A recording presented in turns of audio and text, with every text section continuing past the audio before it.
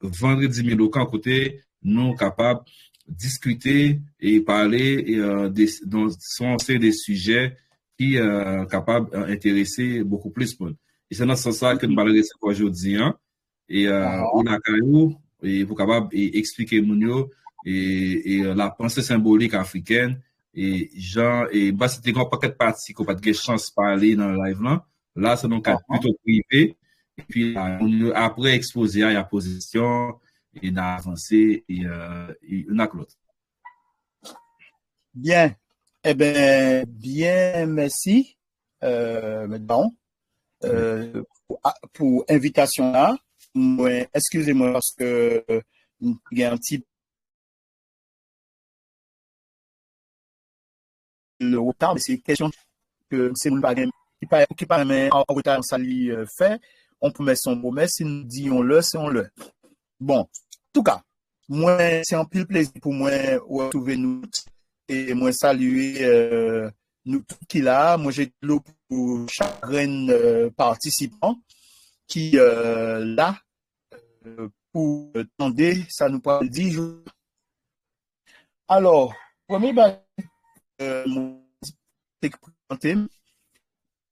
moi, fait Jean-Luc Dial, mais non pas m'jodia, non mission moi, c'est Jolo. Mais faut pas nous croire, mot Jolo, ça c'est un mot inventé. C'est mot qui traduit yon lignée africain qui moi sorti à dans qui veut dire grand maman, grand moins, bon côté papam, c'était Marie-Victoire Jolo. Et là, moi, te prends conscience que moi, prends conscience de toute richesse que nous te gagné dans la langue, nous, dans le modèle culturel, nous. Moi, dit, faut moi faire un travail pour moi replacer, retrouver en gens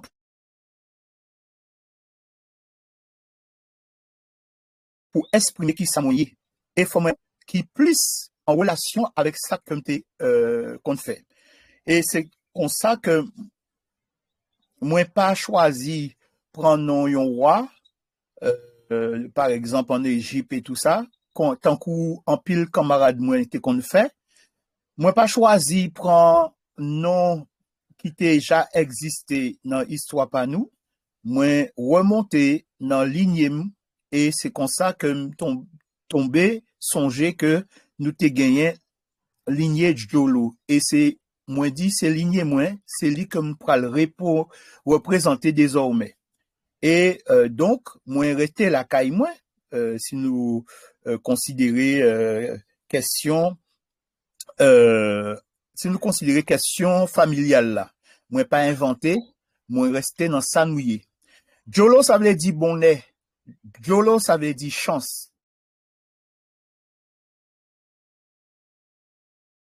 Mais Jolo, ça veut dire aussi plume. Haïti, il parle de plume. Hein?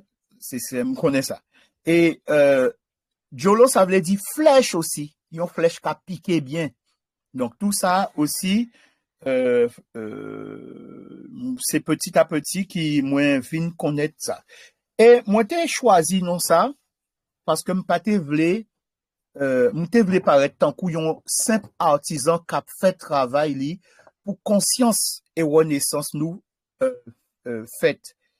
Et c'est là m'te gagné 10 ans de ça m'te allé en pays Mali et m'tombé si yon griot en jelly qui cap vive jodia li vive dans yon ville yorele Kirina et là li tande tout moun après les Jolo il dit ah Jolo ou vin visiter pas choisi puis bonjour pour venir vendredi moi t'a tombé sous griot qui t'a raconté histoire Jolo finman ça qui était un roi dans Kirina. Eh ben moi dit ah moi chercher échapper en bas question royauté ça et puis moi fin tomber des pieds joindre Nadal. Bien. Alors moi c'est un recherche moi fait un pile recherche sous langue sous culture. moi travaille avec méthode moun pas potko choisi étudier et moi pas l'expliquer ça plus tard.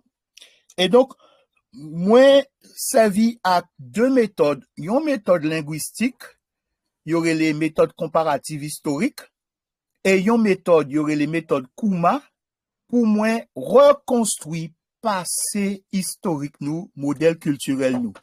Donc méthode comparative historique, c'est méthode linguistique,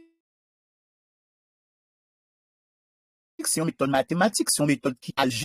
Et donc, résultat, les produits, ces résultats, nous peut camper devant et sans trembler. Et moi, étudier aussi égyptologie, mais moi, étudier égyptologie, dans sens ancêtres nous te kon marqué et li hiéroglyphe qui pas campé rien qui sous yon alphabet. Et deux méthodes ça permettent moi comprendre qui sa langue nous y est réellement.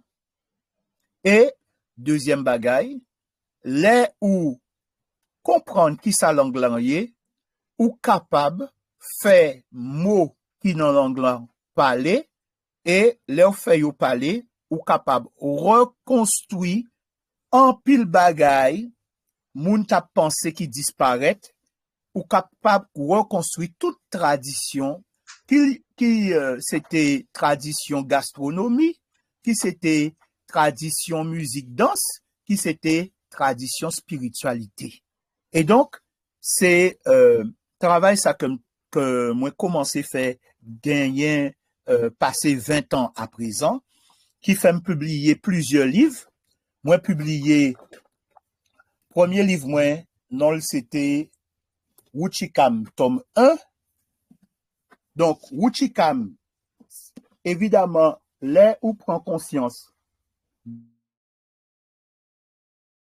de qui sa langue ou faire en réforme, faut faire en révolution et ou choisi un mot qui dit qui sa langue là y est réellement. Les moun ap dit yo parler créole, en réalité yo ou parler, donc ici yo ou parler langue chi kama qui veut dire l'Afrique. Ça nous fait, les nous dit nous parler créole, c'est que nous ou parler langue ancêtre nous. Et donc comme ça, il t'a démontré que tu gagné en parenté génétique entre langues ancêtres nous te compte parler dans vallée du Nil, gagné plusieurs millénaires de ça, et langue qu'on compte parler, tout Africain yo déporté dans Caraïbes là, et même en océan Indien, parler jodia, les sortes non nos ancêtres, et les ancêtres ça, c'est les ancêtres langue égyptienne. Et moi publié aussi tome 2 qui fait que sorti, donc li spécial numéro ça, li spécial pour étudier pensée symbolique, qui ça pensée symbolique, et moi bay en pile exemple de qui gens leur observer à pensée symbolique ou capable reconstruire passé même s'il y pas marqué dans livre eh bien il l'a toujours leur compte fait mot yo parler ou capable comprendre dans qui modèle culturel ou y est et ou capable saisir puissance modèle culturel ça. Et puis moi marqué d'autres livres hein, moi marqué aussi un livre moi écrit pour petit nous, non c'est sagesse oubliée de la langue dite créole, les paroles à grand monde expliquées à la jeunesse. C'est paroles grand nous, yo campé sous un principe philosophique, spirituel et scientifique, et nous te pensé li temps pour nous te faire un livre pour permettre jeunesse nous commencer comprendre dans qui ça y est. Pas mépriser parole grand moun yo. Pas mépriser culture nous, pas mépriser langue nous puisque dans l'évolution qui est dans le monde là, nous prenons besoin de tout ça pour nous inventer un demain qui est bon pour nous. Parce que tout le monde a constaté que le modèle que vous avez imposé nous, c'est un modèle qui, je dis, lit en déclin. Et puis, moi, j'ai marqué un livre aussi. Moi, connais que, et me remercie tout ça qui garde des vidéos ça, parce que j'ai fait une interview sur Haïti Inter. Livre ça, non, c'est Le secret de Bébé Doc, prédictions et prophéties sur la perle des Antilles. Livre ça, il racontait une rencontre spéciale qui était faite dans le Palais National Haïti, 16 janvier 1986. Et c'était une rencontre, là, ancien président à vie Haïti, non, c'était Jean-Claude Duvalier, t'es fait une rencontre avec 8 grands initiés. Mais, moun qui te gagné puissance pour te communiquer avec l'invisible. Et, là, ça, yo te fait en pile prédiction, en pile prophétie pour Duvalier. Et prophétie ça yo accompli yon après l'autre. Et, objectif livre là, c'était fait de façon que moun qui pas bien connaître Haïti, comprendre que Haïti gagne un destin pâle. Et comprendre que pour ça qui méprisé, pour ça qui dénigré, c'est ignorance. Pour tout ça, ignorance fait yo mépriser et dénigrer. C'est moi marqué livre ça pour faire tout le monde comprendre, li temps pour changer génocide Haïti. Jean nous qu'on garder, nous qu'on observer Haïti, ça nous penser de Haïti doit être changé parce que Haïti gain destin pali et destin Haïti pral gain conséquence si destin nous-mêmes. Donc, mes 4 livres ça yo comme t'es écrit et jodia, eh ben tout ça servi pour expérimenter, explorer, reconstruire tout ça nous y parce que yo fait nous vivre sous une faux identité. Et moi pral expliquer qui ça voulait dire l'aime parler de faux identité. Et l'aime dit ça, faut pas nous croire c'est Haïti tout seul. C'est tout peuple qui parle les mêmes langues que nous net. Quel que soit là yo yé, Jean yo expliqué qui sa langue nous yé, qui sa qu'il tinouye, c'est bluff. Et bluff ça, les gagnants ont importance politique et géopolitique. Parce que tout autant que ou quoi ou piti, ou pas, ou peut que jamais penser que ou capable de réaliser sans personne monde qui met pour marcher. Et objectif, hein, qui fait que y a toujours pousser tout le monde à analyser langue nous, nous analyser la jodia, c'est justement que nous étions petits, alors que nous c'est géants. Nous sommes dans un peuple qui crée plus grande civilisation qui gagnait dans le monde. Nous c'est peuple qui portait civilisation tout côté sous planète là. Et gagnait en pile monde à propagande qui fait toute bagaille pour nous toujours croire nous pas rien. Donc, mes travail là, mes présentations que je suis capable de faire, à commencer à développer et que je réponds aux questions tout le monde.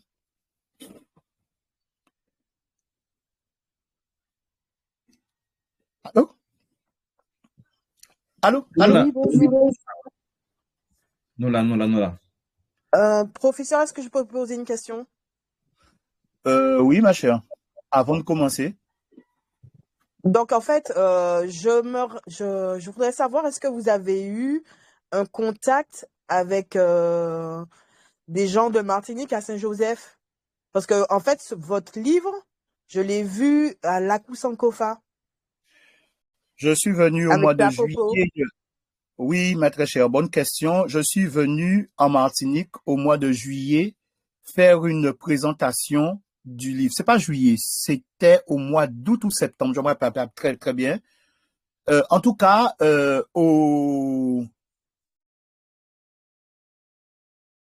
non, je crois que c'est plutôt le mois d'octobre. Je suis venu au mois d'octobre en Martinique, à la Koussankofa, et j'ai eu l'occasion non seulement de faire des conférences, mais aussi de parler de la pensée symbolique, de parler de la méthode de recherche correcte pour comprendre comment faire des recherches conséquentes et sérieuses sur notre langue et notre modèle culturel.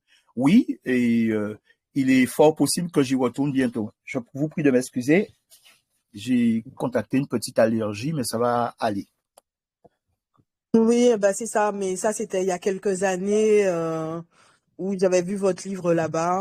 Non, c'est Et en 2025. effectivement, ça parlait. Hein? Je suis venu en 2025. Le tome 2 de Wuchika est sorti en septembre 2025 et en octobre 2025, je suis venu présenter le livre à Saint-Joseph. Mais je suis déjà venu plusieurs fois. Oui, effectivement. Voilà, mais moi c'est le tome 1 que j'ai vu alors. Oui, mais le tome 2 existe aussi. Hein, il est présent. Voilà. Donc, vous allez le trouver. D'accord. Ben, en tout cas, je suis enchantée de savoir. vous voir. Comme ça, je vais voir avec eux pour comment on peut vous en fournir d'autres. Ok, d'accord. Voilà. Merci. Ben, merci et enchantée de vous voir là. Merci. Alors, M. Baron, moi, la parole. Non, moi là, est-ce qu'il y a d'autres camarades et qui ont une question avant que le professeur Diolo fait une présentation sur la pensée symbolique africaine et à travers les langues dites créoles. Et puis, comment compréhension, et c'est nous une question ou bien débat avec une dame qui l'a abordé aussi. Et tout poser comme ça, avec faire un gros ramasser de tout ça. Ok, oui, Marcel. Oui, mais sur le livre sur Baby Dog, est-ce que je peux poser la question? Bon, c'est pas j'ai du jour, mais allez-y quand même. Oui. Le livre a l'air de. Enfin, le livre dit. Rapproche des micros, téléphone et Marcel, parce que nous entendons très très loin. Attends.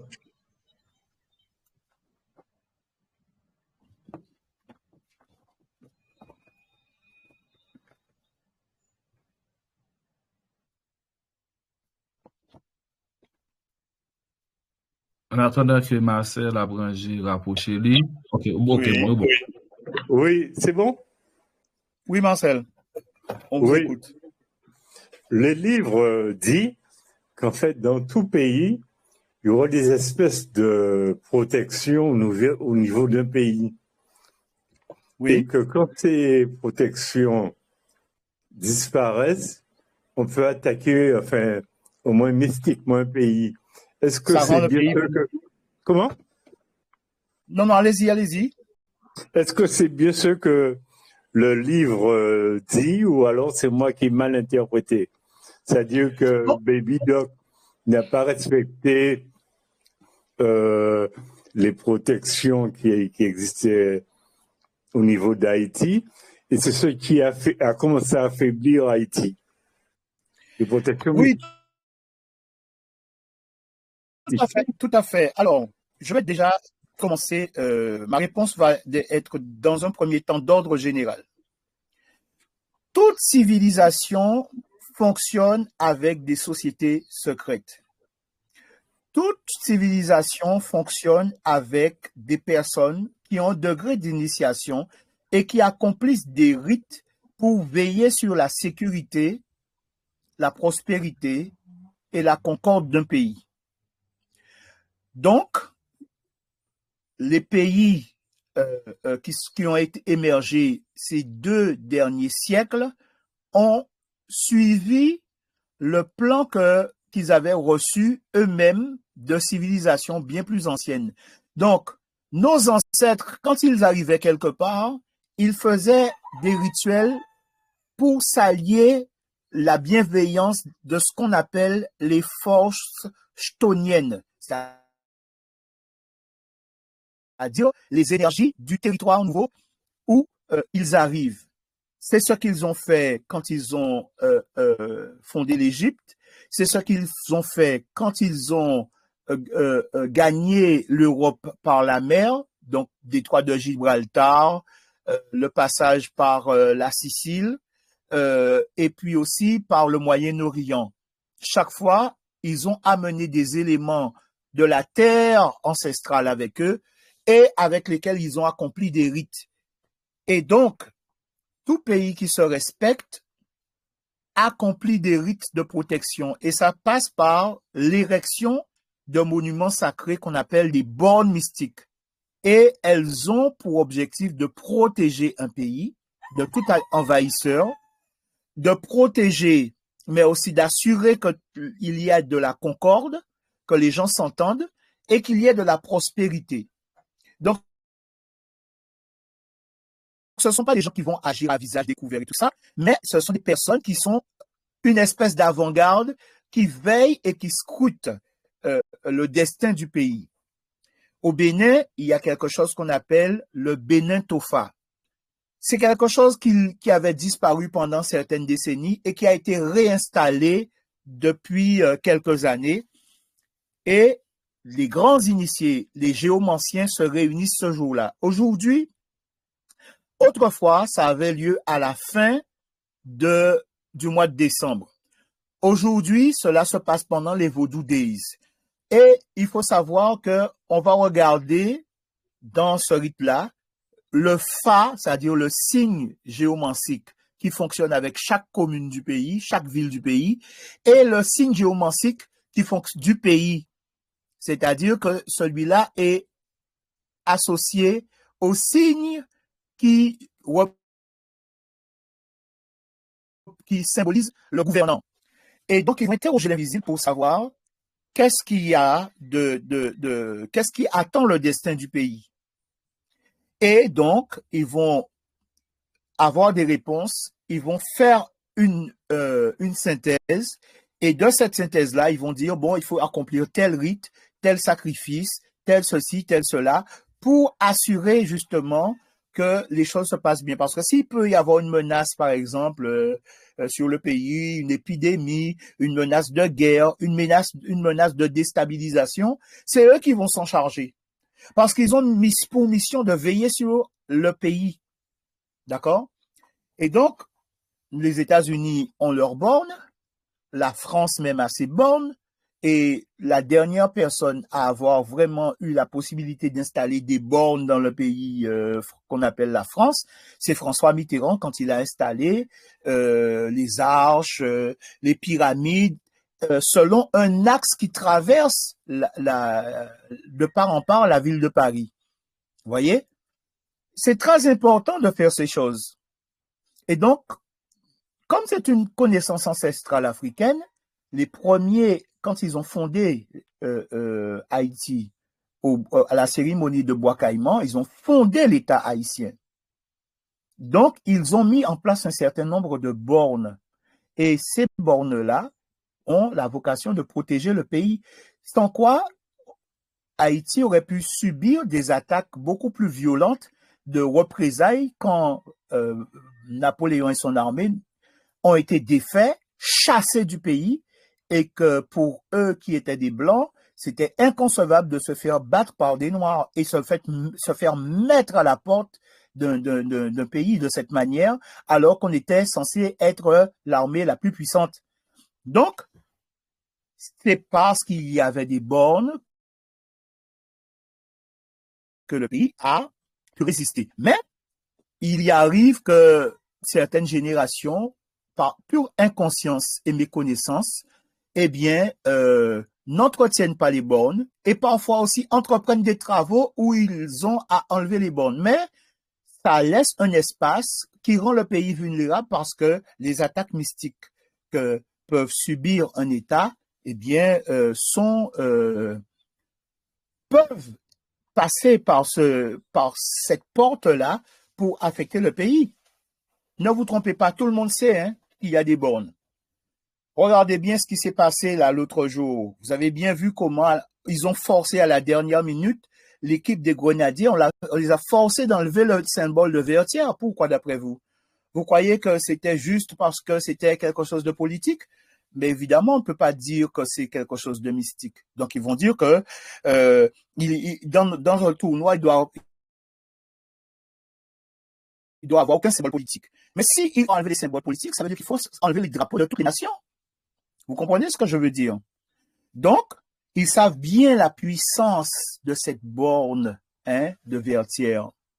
Et il n'était pas question pour eux, parce que quelque part, ils font leurs petits arrangements avec le tournoi. Ils ne souhaitent pas que certaines équipes qu'ils voient promis à une belle trajectoire dans la Coupe du Monde, ils ne souhaitent pas forcément que ces équipes-là arrivent trop loin. Donc, et puis vous avez vu le match, vous avez vu ce qui s'est passé. Tout le monde a vu. Tout le monde a vu. Bon, je ne vais pas entrer dans les détails. Donc, tout pays qui se respecte a des bornes qu'il installe et si ce n'est pas les gouvernants du moment qui les ont installés, ils ont le devoir de les protéger. C'est très important ce que je dis parce que parfois on est dans un pays, surtout quand il s'agit de colonies, l'oppresseur a installé ses bornes et donc ceux qui se battent pour sortir du modèle colonial, eh bien, sont victimes de ça. C'est-à-dire que quand les bornes sont installées comme ça, eh bien, ça va gueuler un petit peu, les gens vont descendre dans la rue et puis tout le monde va se calmer. Vous voyez? Donc, les bornes, c'est quelque chose. Et fait curieux, le livre est sorti le 22 mai 2020. Chez nous, en Guadeloupe, le 22 mai, c'est un jour comme les autres. C'est le 27 qui est un jour férié. Mais en Martinique, le 22, c'est un jour qui est un jour fêté et chômé, parce qu'il s'agit de célébrer la lutte des Africains mis en esclavage en Martinique qui ont arraché leur liberté. Rappelez ce jour-là, alors que je suis en train de parler de bornes dans le livre, le jour où le livre sort, c'est ce jour-là qu'on déchouque Desnambuk, c'est ce jour-là qu'on déchouque la statue de Joséphine, la statue de Shelcher. Moi, j'ai halluciné, je me suis dit, mais les ancêtres sont au travail. Ce sont des bornes, il faut le comprendre. Des bornes qui vous regardent avec un beau sourire, mais elles sont en mission. D'ailleurs, si vous vous souvenez bien, quand les gens ont voulu, quand ils sont arrivés après que la statue de Joséphine a été déchouquée, ils se sont aperçus que les gens venaient faire des rituels parce qu'on a retrouvé des pièces de monnaie dans le socle, il y avait du sable, mais on a retrouvé des pièces de monnaie, des trucs que les gens avaient insérés. Donc les gens viennent faire des rituels là. C'est pas un rituel chrétien. Mais les gens viennent interpeller les bornes pour leurs affaires, quoi. Vous voyez? Et c'est pas n'importe quoi. Il faut avoir la connaissance, il faut déjà savoir ce que c'est pour faire ça. Vous voyez? J'espère que j'ai répondu à votre question. Oui, merci beaucoup.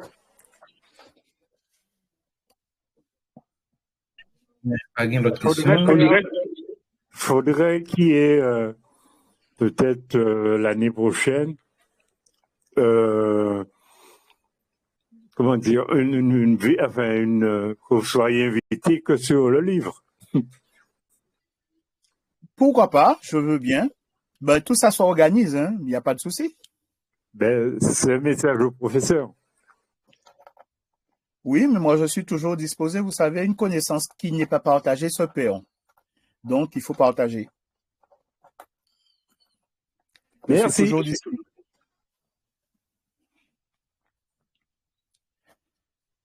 Bien. Autre question, comme on connaît, nous esclavons les groupes, et par rapport, et on a démarré. Leur avance, oui. Alors, bon, comme on a commencé en français, on peut continuer. Mon intervention du jour, c'est un message que j'adresse à tous, mais particulièrement à la jeunesse. Vous savez, si nous voulons vraiment sortir de la caloche platonicienne créole dans laquelle on nous a enfermés, nous avons le devoir de changer de méthode de recherche. Je le dis très clairement parce que aujourd'hui, vous voyez que tous nos frères et sœurs, quel que soit le pays où ils habitent, dès lors qu'ils travaillent sur la langue qu'on appelle créole, vous verrez que ça tourne autour des sempiternelles choses. On essaie d'apprendre à lire, on essaie d'apprendre à écrire, on prend des dictées, et puis on voit la langue comme une espèce d'objet de folklore, exactement comme on a la danse, on a la musique, on a la gastronomie, et on présente ça comme une espèce de modèle créole dont on doit être fier parce qu'on a créé quelque chose ensemble, on ne se comprenait pas, il y avait l'oppresseur justement qui faisait son office, mais quand même, malgré tout ça, on a réussi en l'intégrant dans ce modèle-là à créer quelque chose qui n'a rien à voir avec ce qui a pu exister et en Afrique et en Europe. Et donc, on a créé le mode créole.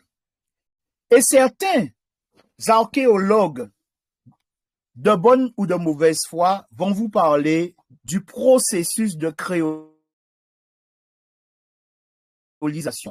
On va avoir des lingues qui vont nous parler de processus de créolisation comme étant ce qui a permis la cohésion, l'entente entre nous et ce qui a permis de créer le modèle que nous avons. En réalité, mes amis, nous n'y sommes pas du tout. C'est une supercherie, et je pèse mes mots, parce que aujourd'hui, nous avons largement fait la démonstration de cette supercherie. Je vais introduire mon sujet en vous parlant d'une citation de Maryse Condé. Maryse Condé, en 1976, donc il y a 50 ans de cela, dans un article intitulé « Stéréotypes du noir dans la littérature antillaise Guadeloupe-Martinique », elle disait « En résumé, personne ne sait ce qu'est le noir. Personne ne sait ce qu'est le noir. On ne connaît pas sa langue. On appréhende qu'imparfaitement ses dieux, ses relations avec le monde visible et invisible.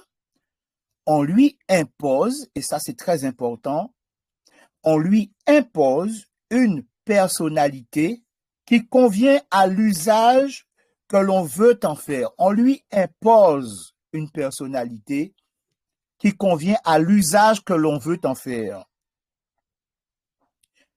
On explique de façon hâtive et toujours malveillante les aspects de sa nature, mais qui, en dépit de tout, viennent contredire cette personnalité d'emprunt.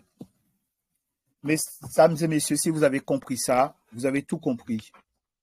Le fameux monde créole qu'on nous vend est utile à faire à ceux qui veulent faire n'importe quoi de nous. D'accord? Et donc, c'est pour ça que ces personnes nous entraînent toujours sur une vision infantilisante de notre modèle culturel. Et ça, c'est aussi valable pour Haïti, qui, dès 1804, est devenue une nation indépendante. Dès lors que c'est le français qui domine en tant que langue, eh bien, nous sommes susceptibles de subir justement cette personnalité d'emprunt. Donc, d'où vient cette personnalité d'emprunt? Il faut bien prendre conscience que tout ce que l'autre peut dire de vous, alors qu'il a la prétention de vous dire qui vous êtes, c'est-à-dire de vous donner une personnalité d'emprunt, qu'il ne peut que vous décrire imparfaitement, tout ce qu'il peut dire de vous, c'est ce qu'il connaît, c'est-à-dire ce qui s'est passé depuis le premier bateau négrier jusqu'à 2026. Et donc, pour lui, ce qui s'est passé avant ne compte pas parce qu'il vous a créé, en vous amenant ici, il a créé une nouvelle espèce et donc qui n'a rien à voir avec le passé. Et donc, il s'amuse dans ce petit champ, il s'amuse à sa guise à définir et redéfinir des choses de façon erronée tant que ça sert ses intérêts. Voilà pourquoi on va vous parler de processus de créolisation. Voilà pourquoi on va vous parler de langue créole. Voilà pourquoi on va vous dire que votre langue est un mélange. Voilà pourquoi on va vous dire que votre langue est une langue simplifiée, c'est-à-dire que c'est un besoin de communiquer tous ensemble qui a amené cette langue. Et donc, comme il fallait communiquer, eh bien, on a élagué pas mal et on a gardé une synthèse qui était compréhensible par tout le monde et c'est ce qui a donné la langue. Mais, attention, celui qui a donné le ton, celui qui a donné le la de l'affaire, c'est le colonisateur, c'est la langue du colonisateur. Et donc, on va vous parler de langue à base lexicale française. On va vous dire que votre langue, c'est un français déformé. On va vous dire que votre langue vient d'un pidgin. Un pidgin, c'est censé être une langue simplifiée qui dérive d'une langue européenne. Dans notre cas, on peut parler du français. On va vous dire aussi que la langue que nous parlons est d'abord apparue sous la forme d'un sabir, c'est-à-dire un langage de marin, d'accord? Donc, le court passage que chaque Africain faisait sur le bateau négrier a fait qu'on les a chargés de cette langue et c'est ce qu'ils ont restitué. Il y a un sociologue français qui s'appelle Fernand Braudel. Fernand Braudel nous dit, quand connaître les causes profondes des choses et atteindre la vérité des choses, vous devez questionner la longue durée. Tant qu'on questionne la courte durée, ça entretient en vous l'idée que vous n'êtes pas encore un espace fini, que vous n'êtes pas encore en voie de réalisation parfaite. C'est-à-dire que vous êtes un jeune peuple, que vous êtes né de 1848, que vous n'êtes pas encore assez formé pour prendre votre destin personnel en main et vous ne pouvez pas rêver et imaginer que vous preniez le destin de votre pays en main parce que vous êtes jeune. Ça veut dire que votre cerveau n'est pas assez développé. Mais en véhiculant ce type d'information, nous nous insultons et nous nous insultons de façon démesurée, en pure inconséquence et inconscience. Et nous avons de grands chercheurs, des personnes qui se revendiquent grands linguistes, ayant doctorat, de grands spécialistes, des gens docteurs en langue créole, comme ils s'appellent, qui viennent vous dire ce genre de choses sans se rendre compte de la manipulation dont ils sont inconsciemment victimes. Donc, vous voyez que tant que vous restez dans la courte durée, tout est créole. Le chien est créole, le repas est créole, le jardin est créole, vous êtes un créole, tout est créole. D'accord? Seulement voilà, Fernand Braudel nous invite à questionner la longue durée. Et la longue durée impose qu'on prenne en compte ce que nous avons été avant le bateau négrier. Comment prendre en compte ce que nous avons été avant le bateau négrier?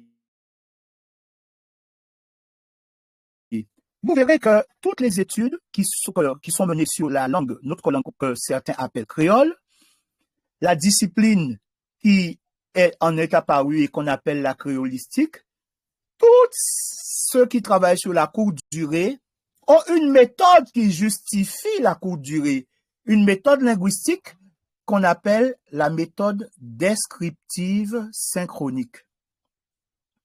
La méthode descriptive synchronique, c'est une méthode qui dit la chose suivante. Une langue se forme là où elle est parlée. Une langue n'a pas d'antécédent. Elle n'a pas d'ascendant. Et donc, vous voyez bien que ça vous enferme dans un espace juste après le bateau négrier, et ce qui compte, ce qui s'est passé avant, hein, avant la cérémonie de l'arbre de l'oubli, ne compte pas. Donc vous vous êtes créé là, et sans vous êtes sous notre domination, eh bien c'est nous qui vous avons fait, et donc tout ce que vous êtes, tout ce que vous devez faire se rapporte à nous. Et voilà pourquoi on a beaucoup de créolistes, malheureusement, beaucoup de ceux qui prétendent chercher sur notre langue, qui, dès que une question leur est posée sur l'étymologie d'un mot de notre vocabulaire, vont systématiquement chercher la définition dans le dictionnaire français. Ils vont chercher à l'oreille à quel mot du lexique français le mot en question se rapporte. Par exemple, s'ils entendent bolhomme, ils vont se dire, ben bolhomme, c'est bonhomme. Et donc, ça vient du français. Et donc, on s'enferme. Pourquoi? Parce que rien n'est plus faux que cela. Ça s'appelle les correspondances de surface. Je vais y revenir. La créolistique ne travaille qu'à partir des correspondances de surface. Bon, mais le danger de tout cela, c'est que on attribue des éléments ancestraux de notre langue à une langue qui lui est beaucoup, beaucoup plus récente. Donc, on navigue en plein flou. Et donc, quand on n'a pas la solution pour expliquer un fait de façon scientifique, c'est-à-dire linguistiquement scientifique, eh bien, on va partir sur des légendes urbaines. On va inventer. Il y a très récemment encore une jeune fille qui, sans nous expliquer le fond des choses, de façon, je le dis de bonne foi, hein, elle l'a fait de bonne foi. Elle nous explique que le mot gourmet, qui a trait à la bataille, au combat, mais aussi au chagrin d'amour, procède du mot gourmet en français. La première faute, c'est de ne pas nous définir ce que veut dire gourmet en français, donc on n'a pas d'élément de comparaison. La deuxième chose, vous voyez bien que la vérité vous est assénée sans la moindre chance pour vous de vérifier ce qui vous est dit. On vous impose de croire sans vérifier. Et ça, c'est pas scientifique. Et troisièmement, il s'agit d'une correspondance de surface. Bien. Alors, comment sortir de cette impasse? Vous connaissez peut-être l'histoire de la caverne de Platon, où on vous dit qu'un certain nombre d'individus sont plongés dans une grotte et ils ont les mains liées, donc ils ne peuvent pas se déplacer, et ils ont la tête tournée vers la paroi d'une grotte. Et derrière eux, il y a quelqu'un qui, en utilisant une flamme, projette des ombres sur la paroi, et que dans cette situation, les individus sont tenus de prendre les ombres qu'ils voient pour la réalité. Et bien voilà la situation dans laquelle on est quand on reste accroché à la méthode de recherche actuelle sur notre langue.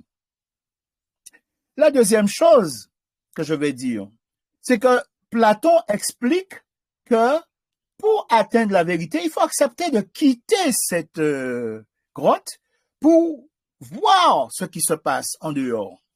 Comment allons-nous pouvoir quitter cette caloge platonicienne créole? Eh bien, il existe fort heureusement une méthode mathématique, algébrique même je dirais, de recherche qui permet de déterminer l'ancestralité d'une langue. Donc, je vous ai dit que la méthode descriptive synchronique ne reconnaît pas d'ancêtre à une langue. Donc, vous voyez bien que tous ceux qui se piquent de nous dire d'où vient notre langue, dès lors qu'ils travaillent avec cette méthode descriptive, ne peuvent produire que des résultats faux, erronés. D'accord? Et pourtant, ce sont eux qui veulent nous dire d'où vient la langue. Donc, tous leurs résultats sont erronés, ils sont faux. Et donc, les théories eurocentristes sur l'origine de notre langue dite créole, d'accord, sont toutes fausses. Le passage, la délivrance vient pour nous, la sortie de la caloche créole vient d'une méthode linguistique rigoureuse qui s'appelle la méthode comparative historique. Et vous qui travaillez sur la langue, je vous invite à considérer cette méthode comparative historique. C'est par l'étude de la linguistique historique africaine que vous allez trouver votre chemin. Que dit la méthode comparative historique? Elle dit que si deux mots sont génétiquement apparentés, ça veut dire si l'un provient de l'autre, obligatoirement, ces deux langues qui portent ces mots ont le même ancêtre prédialectal. Ça veut dire qu'un ancêtre que les ancêtres de ceux qui parlent ces deux langues considérées, on va dire A et B, non, B et C, eh bien, il y a une langue A que les ancêtres de B et C parlaient au moment où se constituaient les langues. C'est pas d'aujourd'hui, hein, à la préhistoire. OK? Et comme tout son d'une langue mute, c'est-à-dire les consonnes peuvent muter, les voyelles peuvent muter, si on arrive à établir les équations de mutation phonétique de chaque son, on peut remonter dans le temps, très très loin dans le temps, pour comprendre quel était l'ancêtre de ces deux langues. Et donc, ça veut dire quoi? Le français, l'espagnol, l'italien sont génétiquement apparentés parce que quand on les étudie, on fait une étude croisée en méthode comparative historique, on atterrit sur le latin. Donc, ça veut dire que si notre langue vient du français, on n'a même pas besoin de se comparer au français. On se compare au latin et peut-être qu'avec notre langue comparée au latin, nous serons en mesure de déterminer l'ancêtre même du latin. Vous voyez? Parce que la méthode est rigoureuse, elle est mathématique, quasiment algébrique, je vais dire, et qu'elle n'admet pas le hasard, elle n'admet pas les correspondances de surface, et elle est très, très stricte. Et vous qui êtes un linguiste, vous avez la capacité de durcir encore les règles de travail pour éviter tout hasard. Une erreur que les linguistes font sur notre langue, c'est qu'ils vont considérer le lexique français. Ça va être leur base de travail. Et c'est exactement ce qu'il ne faut pas faire. La première des choses qu'il faut enlever quand on étudie une langue, ce sont tous les mots d'emprunt. Parce que quand deux peuples se rencontrent, la première chose qu'ils échangent, c'est du vocabulaire. Mais ce qu'on vous cache, c'est que si... alors, je vais le dire autrement pour que vous compreniez. Actuellement, on vous présente la langue comme un mélange où chaque peuple a apporté quelque chose. C'est-à-dire qu'on considère que si le peuple est métissé, la langue aussi est métissée de la même manière. Non, la langue, ce n'est pas la race. Le phénotype des humains a sa propre façon de fonctionner et les gens sont libres de se rencontrer et de fonder des foyers avec des gens de n'importe quel, issus de n'importe quel peuple sur la terre. Ça, c'est la génétique. Mais la linguistique, c'est un modèle culturel. La langue, ce n'est pas la race. Donc, on vous parlera de façon abusive d'apport. On va vous dire que les Indiens ont apporté, les Français ont apporté, les Italiens ont apporté, les Amérindiens ont apporté, et très peu de fois, on va vous dire les Africains ont amené. Notre langue, c'est pas nous capati en bodé, c'est-à-dire la chanson de Henri Debs où chacun amène quelque chose pour aller à la plage. Non, c'est pas du tout ça. Une langue, si une langue ne fait pas d'apport, une langue fait des emprunts. En linguistique, on ne reconnaît pas la question des apports. Vous voyez que c'est un abus de langage. Une langue fait des emprunts. Et donc, si on raisonne, et vous voyez l'escroquerie, on vous pousse à penser en termes d'apport. Parce que si on vous dit la vérité que ce sont des emprunts, il faut questionner la langue qui a emprunté ces mots au français. Moi, ce qui m'intéresse, c'est justement cette langue. Donc, ça veut dire que si vous voulez savoir quelle est cette langue, il faut enlever tous les mots d'emprunt. Et donc, ça veut dire que on va commencer par enlever les mots français, qui sont les emprunts. On va enlever les rares mots, je le dis bien, rares mots amérindiens. Et ce qui reste, ça peut être 10, ça peut être 12%. C'est ça qui va nous servir de base de travail. Pourquoi? Parce qu'aucun peuple sur la terre n'attend sur un autre pour savoir comment il nomme sa tête, son corps, ses organes, la lune, le soleil. Donc, ce sont des mots comme ça qu'il faut travailler. Et dans une situation d'esclavage, vous savez que l'Africain cache sa culture. Donc, il faut aller chercher ce qui est caché. La première des choses cachées, c'est tout ce que nous nommons et qui est caché sous nos vêtements. Quand vous prenez ces mots-là et que vous les comparez aux mots du français, vous allez voir que ce sont deux langues différentes qui se présentent devant vous. Le travail commence. Bon, il faut savoir que la méthode comparative historique est tellement rigoureuse qu'elle dit ceci. Deux mots peuvent se ressembler, vouloir dire exactement la même chose et pourtant ne pas être génétiquement apparentés. En contrepartie, vous pouvez avoir des mots qui sont complètement différents, qui veulent dire des choses complètement différentes et pourtant ils sont génétiquement apparentés. Donc, vous voyez que ça demande une certaine rigueur. Or, quand vous travaillez avec des correspondances de surface, et beaucoup de gens aiment à faire ça, ils entendent un mot, par exemple, du picard, qui est une langue régionale de France, ou de l'occitan, ou d'autres choses, et ils disent, bon, ben, comme ça veut dire la même chose, comme ça se prononce pareil, donc notre langue vient du picard, vient de l'occitan, vient du savoyard, ou de l'anglais. Non? Non, non, non. À ce jeu-là, vous pouvez trouver des correspondances avec n'importe quelle langue sur la planète Terre. Vous voyez? Donc, il faut se méfier de cela. Donc, comment procéder? Je vous ai dit que tout son évolue. Si vous identifiez les lois de mutation phonétique, et ces lois-là doivent être régulières, donc ça veut dire que quelle que soit la situation, elle doit s'appliquer de la même façon. À ce moment-là, vous allez pouvoir reconstruire votre modèle. Je vous donne un seul petit exemple.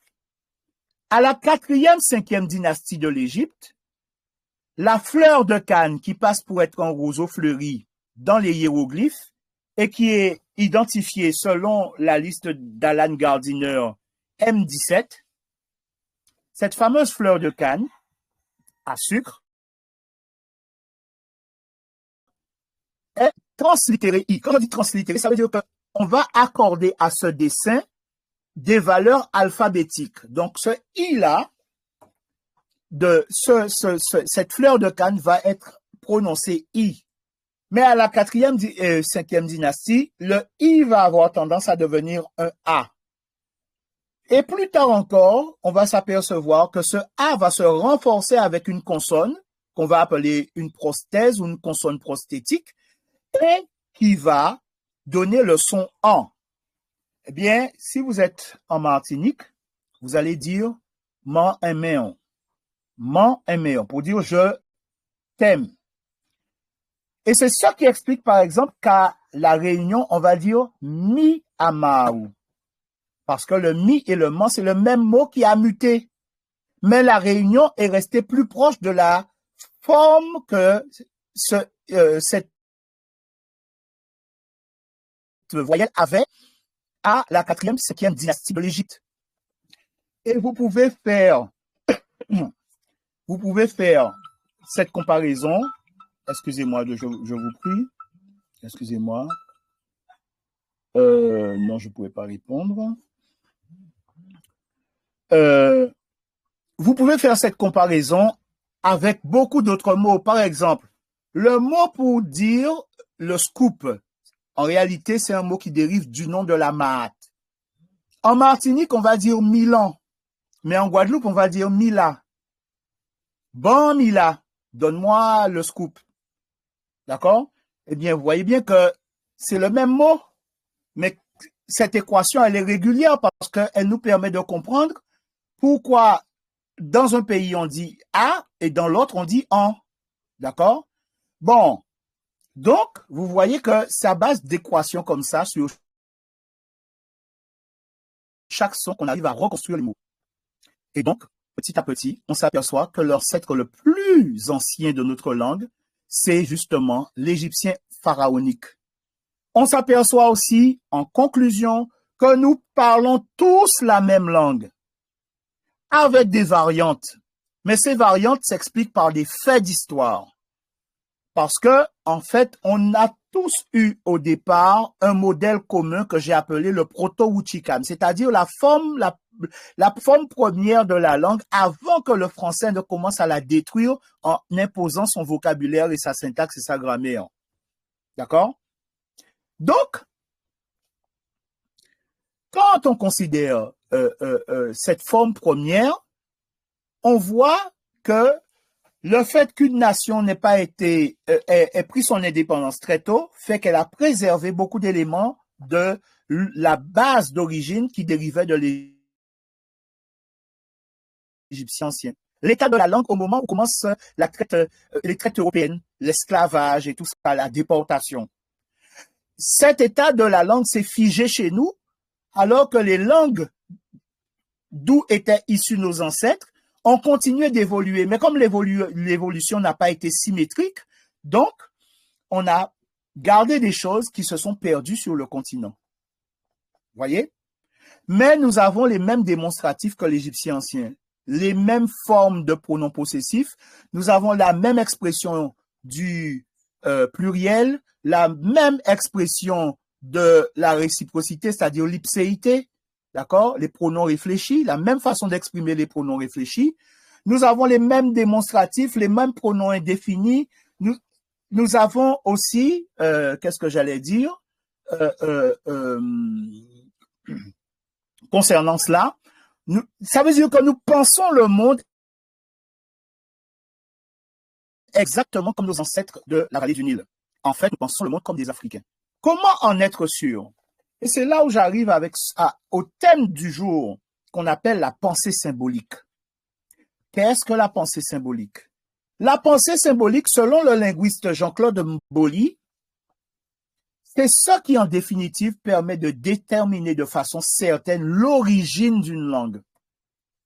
C'est-à-dire que la langue, ce n'est pas simplement des mots agencés selon une certaine syntaxe. Il y a un logiciel, je vais m'exprimer comme ça, selon lequel les peuples organisent les mots de leur langue, leur syntaxe. Et ça, c'est un paradigme. Mais il s'avère que ce paradigme-là, il est comme l'ADN. Il se transmet de génération en génération sans s'effacer. Donc, le logiciel qui a organisé nos langues, c'est le logiciel que nos ancêtres avaient dans la vallée du Nil, mais c'est le logiciel que les ancêtres de nos ancêtres de la vallée du Nil avaient dans la région des Grands Lacs, entre l'Ouganda, le Congo, le Kenya et la Tanzanie, d'accord? Et dans cette région-là, beaucoup d'éléments que nous retrouvons aujourd'hui dans notre langue ont commencé à s'élaborer parce que c'est dans cette région que nos ancêtres ont traduit leur environnement en sons, et qu'ils ont ajouté des idées sur ces sons pour créer des mots, concevoir des phrases. Et donc, ce moment de réflexion qu'ils avaient à cette période-là, il vit encore dans notre langue. Un exemple. Au début, il n'y a de verbe que des onomatopées. Blip, cra, cra, cra, blow, chouboum, tout ça, ce sont des verbes extrêmement anciens, ce sont des verbes préhistoriques. Seulement voilà, avant même les premiers verbes dignes de ce nom, la façon de procéder de nos ancêtres, c'était de prendre un nom commun et de le doubler pour exprimer un verbe. Et aujourd'hui encore, ça nous affecte. Pourquoi? Parce qu'on va dire, ah, c'est travail, il travaille. Donc, il travaille. Voyez? Mais on a pris le mot travail, qui est un nom commun, on l'a doublé travail qu'à travail, et ça sert à exprimer un verbe. Mais ça, ce sont des choses qui se sont produites, qui se sont construites il y a plusieurs dizaines de milliers d'années et qui vivent encore dans notre langue. Bon, j'ai dit aussi que chaque consonne, chaque voyelle évolue, mais chaque consonne, chaque voyelle parle, donne une information. D'accord? Chaque voyelle, chaque consonne donne une information. Donc, sommes-nous réellement dans une langue simplifiée? Non. Nous sommes dans une langue extrêmement complexe, bien plus complexe que les langues européennes, et singulièrement le français. Donc, cette pensée symbolique, c'est elle qui explique pourquoi nous parlons comme nous parlons, parce que ce sont des choses qui se sont fixées il y a très longtemps. Et comme nos ancêtres donnent la primauté à l'existant, au vivant, ils ont eu tendance dans leur langue à mettre la chose déterminée avant le déterminant, la chose qui la qualifie, qui la détermine. Et c'est une vision du monde, c'est une façon de penser le monde parce qu'on va la retrouver partout. Donc, en français, c'est le contraire. Et vous voyez, une civilisation matérialiste met l'objet avant le vivant. Voilà pourquoi on va dire la table. Mais pour nous, c'est table-là. Mais il faut savoir que ça ne dit pas quelque chose qui s'est créé chez nous. Ça existe depuis plusieurs dizaines de milliers d'années et l'Égyptien ancien témoigne que c'est comme ça. Les démonstratifs neutres singuliers qu'on a tellement combattus quand on allait à l'école, on nous a empêché de dire, par exemple, ce matin, là, ça. Mais là, ça, c'est un démonstratif neutre singulier qui existe et on retrouve sa trace en égyptien ancien. Donc, vous voyez comment on a déconstruit pendant des décennies des enfants, on les a déformés sans comprendre qu'en réalité, c'était le mode naturel d'expression des Africains qui avaient été des descendants d'Africains qui avaient été mis en esclavage. Donc, la pensée symbolique, c'est très important parce que ça permet, en faisant parler les mots, de reconstruire tout ce qui n'a pas été écrit et qui permet à certains de dire que nous sommes dans l'oralité de la culture. Non, nous ne sommes pas dans l'oralité de la culture. Nous ne sommes pas dans l'oralité de la culture. Pourquoi? Parce que celui qui dit ça ne s'est jamais interrogé pour se dire, mais comment un Africain pense le monde? Comment un Africain fixe sa parole sacrée? Comment un Africain, justement, consigne les informations? Eh bien, nos ancêtres, ils ont fixé la parole dans tout ce qu'ils manipulaient, dans tout ce qu'ils ont construit. Dans la gastronomie, le plat de Noël, c'est un plat codifié. C'est un message.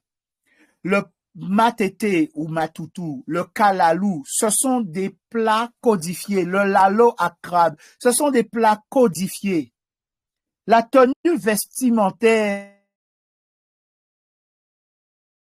des hommes et surtout des femmes, le fameux maritête là avec plusieurs pointes, c'est un hiéroglyphe. Un hiéroglyphe dont la forme renseigne sur le statut matrimonial des femmes. Vous voyez, nous ne pensons pas le monde comme les autres et nous n'exprimons pas notre pensée et nous ne fixons pas notre pensée comme les autres. Et donc, on s'aperçoit que nous ne sommes pas dans un petit monde au hasard. C'est pas un monde créole où chacun a inventé un petit truc et puis finalement, ça devient un folklore. On vous donne à folkloriser votre être, votre essence profonde. On vous donne à la folkloriser, alors que tout ce qu'ils font, c'est déspiritualiser ce que vous êtes.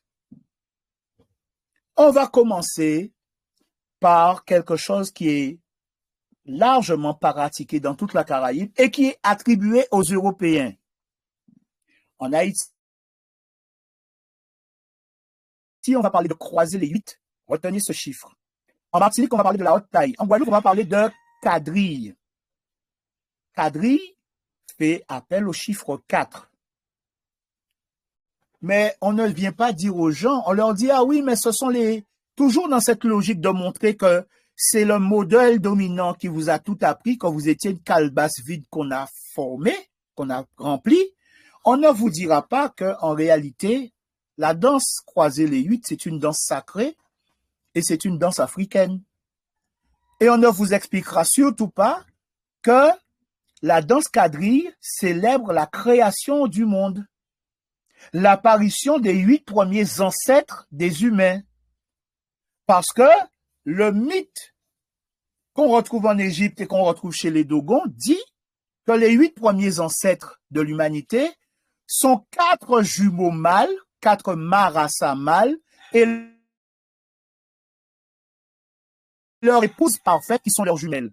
Et donc, ça fait 4 couples. Et on dit que l'humanité est sortie du placenta divin, c'est-à-dire de l'œuf du monde, et qu'ils sont sortis dans un mouvement tournoyant et qu'ils sont descendus sur terre à bord d'une arche. Vous voyez? Donc, on vous cache votre spiritualité. Le chiffre 4, le chiffre 8 sont 2 chiffres très importants dans la spiritualité africaine, singulièrement chez les Mandingues, chez les Soudanais. Donc, on est en train de vous dire que le divin a accouché du monde et que donc, nos ancêtres ont fixé cette parole à travers une danse qu'on appelle croiser les 8. Et c'est pour ça qu'en Haïti, on dit croiser les 8. Parce que le 8, c'est le chiffre de l'univers, c'est le va-et-vient. Vous voyez? C'est deux espaces pour aller en place intelligible. C'est le monde intelligible qui est symbolisé par la première boucle du chiffre 8, qui est le monde intelligible, mais qui ne peut faire advenir. C'est le monde des idées, mais qui a besoin d'un espace de génération pour matérialiser ces idées. Un peu comme si vous aviez votre ordinateur, que vous aviez tapé le plus beau texte de la Terre. Si vous n'avez pas une imprimante avec une feuille vierge, vous ne pouvez pas faire advenir votre pensée. Donc, il faut un espace de génération, et voilà pourquoi la Vierge joue ce rôle dans la spiritualité, d'abord de nos ancêtres, et ensuite copié par les autres. Voilà pourquoi on dit que la femme est sacrée et qu'elle a une connexion avec le divin. Parce que c'est elle qui fait advenir les choses. Mais cette danse quadrille représente l'accouchement, c'est-à-dire le moment où le bébé quitte le placenta pour l'accouchement. Et le mouvement tournoyant, c'est parce que le bébé, il a un cordon ombilical qui est en spirale, qui est torsadé. Vous voyez? Ça, c'est une première chose.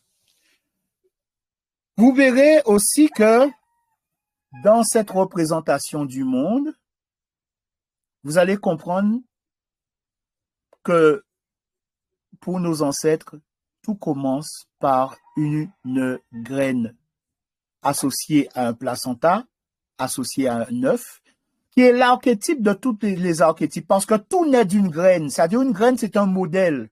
Mais le divin est réputé être le modèle de tous les modèles parce que il contient en lui tous les modèles. Donc, vous allez comprendre pourquoi à un moment donné, on vous parle de l'arche de Noé où il y a toutes sortes d'espèces d'animaux. C'est une copie de ce que nous sommes. Mais cette graine-là, c'est le divin lui-même qui sert à compter, évaluer toutes choses. Et donc, vous allez comprendre que quand dans notre façon de voir le monde, on compte en graines, on graine cigarette, on graine rhum, on bout de pantalon, on graine banane, vous allez voir que cette graine-là, c'est le divin lui-même, c'est Osiris lui-même. Parce que quand vous allez faire parler les mots, vous allez comprendre l'importance de la graine dans la notion de divinité, dans la notion de mesure, et vous allez vous rendre compte que c'est comme ça que nos ancêtres ont pensé la question du jugement. C'est pas un jugement comme les autres l'ont compris, c'est-à-dire Dieu vous surveille, Dieu vous punit et tout ça. Non, c'est celui qui peut permettre, par rapport auquel on s'évalue, nous. C'est-à-dire qu'il est le maître. Le maître, c'est-à-dire 100 centimètres. Et la graine, le diamètre de la graine d'eau, puisque les divinités de l'Afrique sont des divinités d'eau, c'est le centimètre. Donc, qu'on adhère à la spiritualité africaine ou pas, on est tous dedans parce que dès lors que vous prenez une petite règle, hein, comme celle que j'ai en main là, et que vous vous mettez à mesurer, vous êtes dans la spiritualité de vos ancêtres. Parce que le centimètre, c'est la graine qui symbolise Osiris lui-même en tant que juste mesure. Voilà pourquoi on dit l'être éternellement parfait. Donc, vous voyez que à partir du moment où vous commencez à questionner votre pensée symbolique et quand vous faites parler les mots, vous allez découvrir la spiritualité qui se cache dans toutes les choses autour de vous. La notion de solidarité, de partage ne se pense que comme ça. Le combit, le convoi, le coup de main, le domaine, le demi-journée, le la sauté ne se pense que parce que le corps d'Osiris a été démembré, cette graine a été démembrée, et que la volonté de tout Africain, c'est de reconstituer la graine. Parce que c'est le chiffre 1 qui réussit, c'est le chiffre 1 qui sauve, c'est le chiffre 1 qui guérit. Donc, mais en pile chai palou, on va se mettre tous ensemble. Quand on se met tous ensemble, on reconstitue le corps d'Osiris. Qu'il s'agisse de travaux des champs, qu'il s'agisse de construire une maison, qu'il s'agisse d'économiser via une tontine, on reconstruit le corps d'Osiris. Et chaque fois qu'on est unis aussi, chaque fois que nous sommes divisés, eh bien, on nous prête une personnalité d'emprunt qui convient à ce qu'on veut faire de nous. Donc la question c'est, quand est-ce qu'on arrête de laisser les autres faire de ce qu'ils veulent de nous? C'est par l'étude raisonnée de notre langue que nous allons restaurer notre spiritualité. Si vous ne comprenez pas ça, vous n'allez pas comprendre pourquoi, par exemple, dans le vaudou, il est très important de saluer aux 4 façades, c'est-à-dire, on va saluer les 4 éléments. Mais ce dont je vous ai parlé là tout à l'heure, le croisé les 8, mais ça procède de ça. Parce que dans l'œuf du monde, il y a 4 parties. Cet œuf est divisé en 4 morceaux, et dans chaque morceau, il y a une partie mâle, une partie femelle. Et chacune des parties représente les 4 points cardinaux, mais aussi les 4 éléments qui permettent la vie. Et ces 4 éléments qui permettent la vie, vous les connaissez, les éléments primordiaux que sont l'air, le feu, l'eau, la terre. Je vous ai dit tout à l'heure qu'il y a un espace de génération et un espace intelligible, un monde intelligible. Le monde intelligible, c'est le feu et l'air. Parce que je vous mets au défi de me sculpter ce téléphone avec de l'air ou avec du feu. Mais dès lors que vous prenez de la terre et que vous mettez un peu d'eau, vous obtenez une pâte. Et avec cette pâte, vous pouvez modeler un objet à la ressemblance de ce téléphone. L'eau et la terre sont réputés être féminins parce que ce sont eux qui permettent aux idées, c'est-à-dire à la projection que le divin a de ce que nous devons être, d'advenir.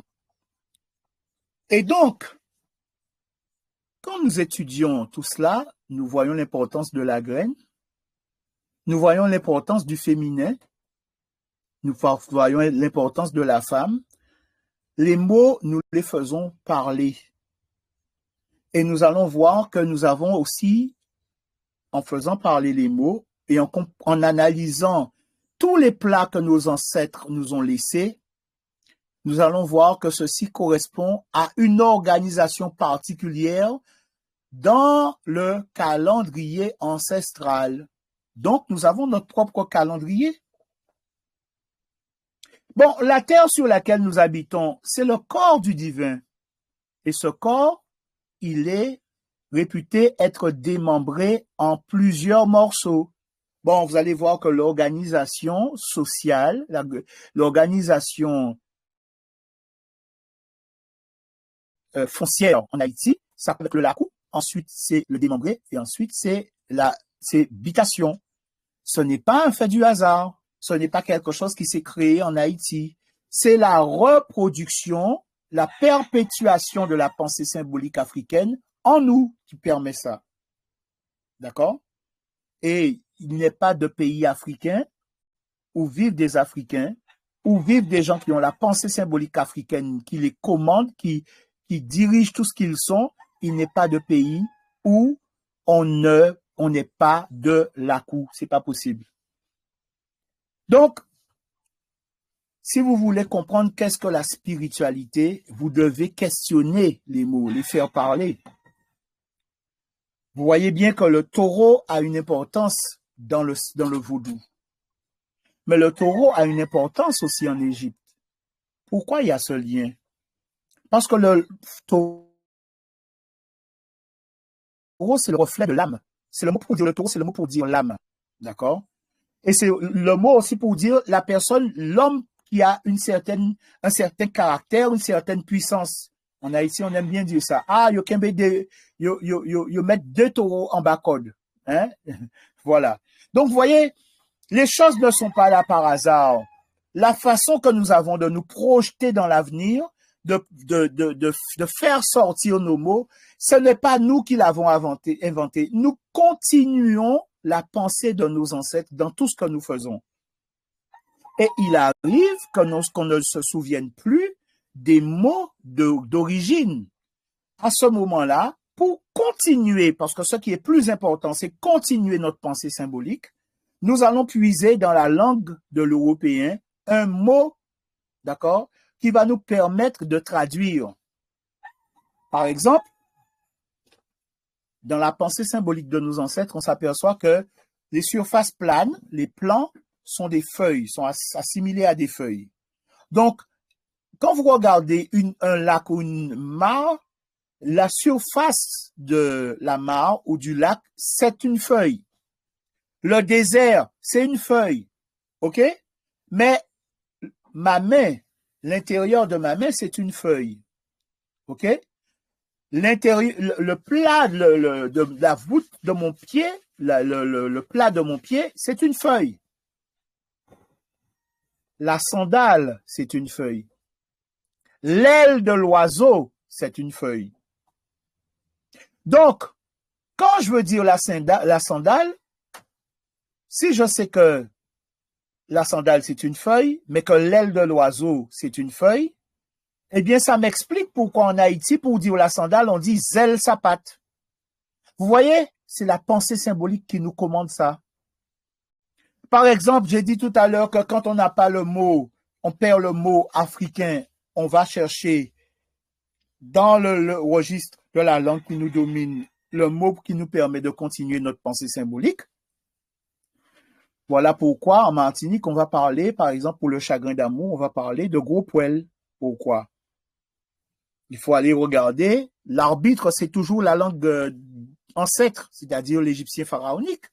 On s'aperçoit en égyptien pharaonique que le mot pour dire pleurer, gémir, se lamenter, le mot pour nommer la veuve éplorée qui a perdu son époux, et le mot pour dire le cheveu, le poil, et même la taille, la coupe de cheveux avec les favoris bien taillés, c'est le même mot.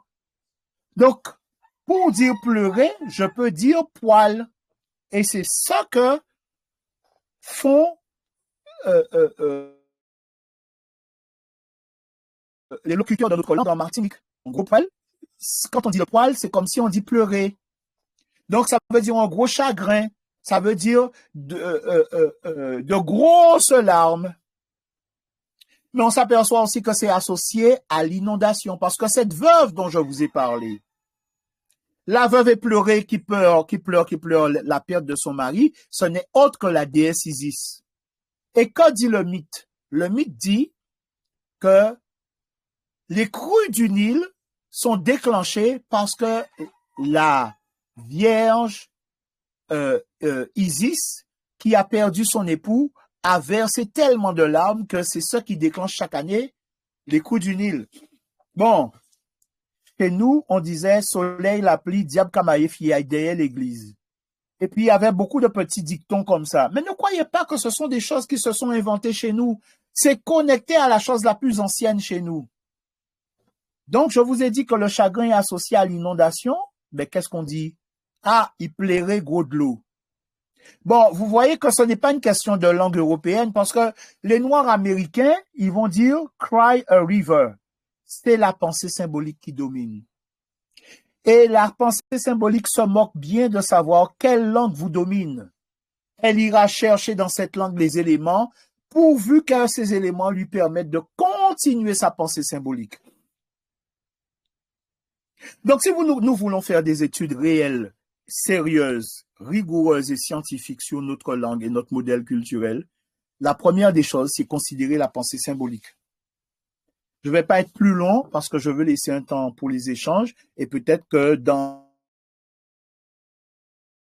la réponse aux questions, je vais citer d'autres sauf à vous dire avant que il ne faut pas négliger cette question de pensée symbolique. Et il ne faut surtout pas négliger cette question de hiéroglyphes. Parce qu'on prétend que quand on fait un rêve, ce sont les ancêtres qui viennent nous s'adresser à nous.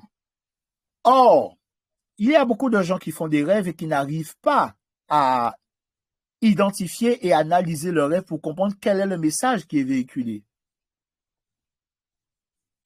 Comment faire? Dès lors que vous allez chercher dans un dictionnaire de hiéroglyphes, vous allez vous apercevoir que les éléments dont vous avez rêvé sont constitutifs de certains de mots en égyptien ancien. Et la solution, justement, se trouve dans le mot que vous avez trouvé dans le dictionnaire. Ça veut dire quoi? Ça veut dire que nos ancêtres s'adressent à nous avec des hiéroglyphes jusqu'à aujourd'hui.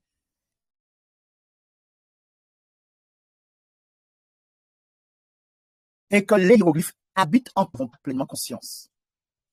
Je vais m'arrêter là pour le moment et je vais laisser un espace pour les questions. Et merci, mille merci. Et Radio, merci, merci. Alors, on va passer au chapitre questions, commentaires. Et si vous avez des questions, n'hésitez pas. Alors, c'est qui passe en premier? Les micros, ouvrez micro, non? C'est une question.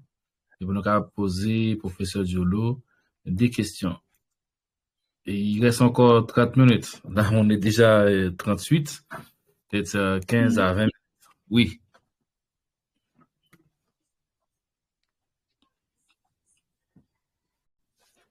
Est-ce que nous avons des questions? Attendez.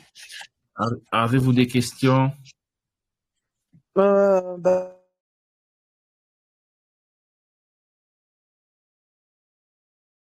oui. Oui, oui, oui. Tu as la parole.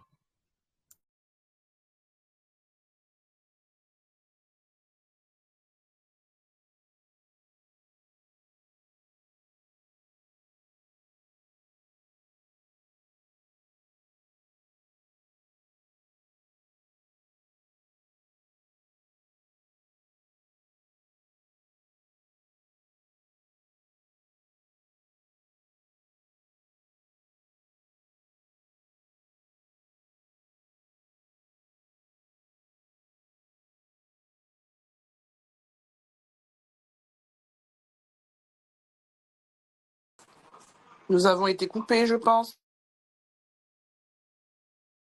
Ça.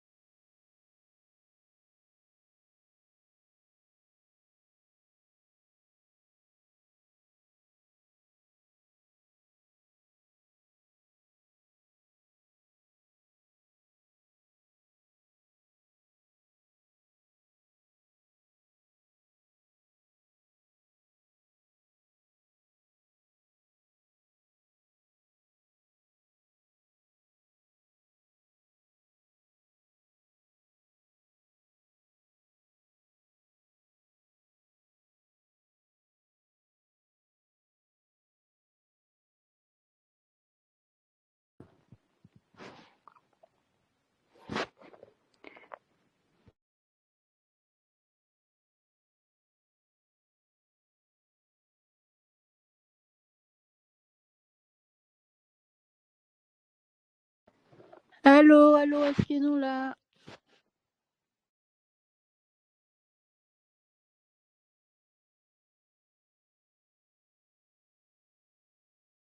Ils ont encore.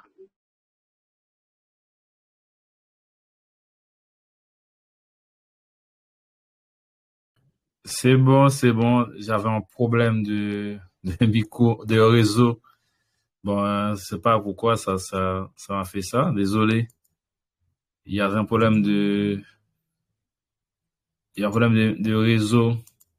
Ça a planté et, ok, là, c'est bon. Il y a Madika qui a demandé la parole. Oui, ok. Là, on va retrouver professeur Diolo. Est-ce qu'il est encore là? Là, c'est bon. Ok, ok, ok. Problème réseau. Ok, là, c'est bon.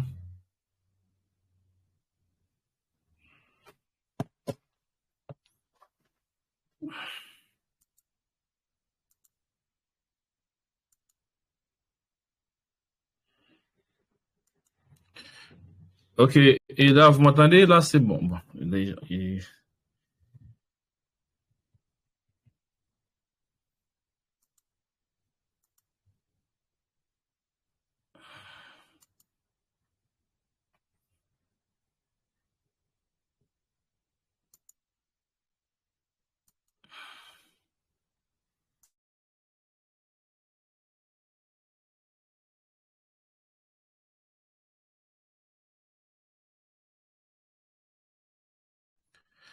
ok, là, et j'attends. Allô, allô, allô, allô, allô. Allô, allô, allô, allô, allô. Vous m'entendez? Allô? Oui, on t'entend. Ok, bon, j'avais un problème de réseau. Ça n'a pas. Il y avait un problème de réseau. On attend pour ce Jolo.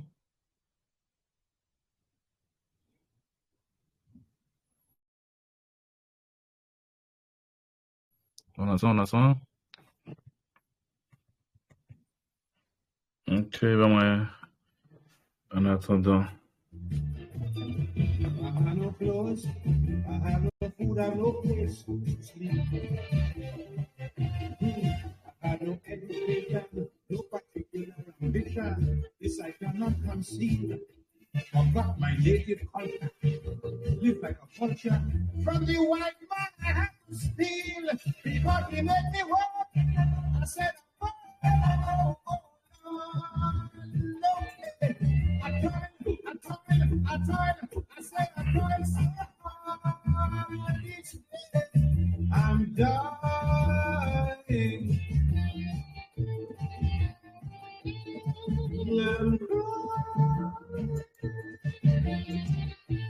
Faut pas de question, yo? Ok. Pour ce Jolo-là, ok, il a, parce que, désolé, et j'avais un problème de réseau. Ok, est-ce que, ok, ok, pour ce Jolo, ou là?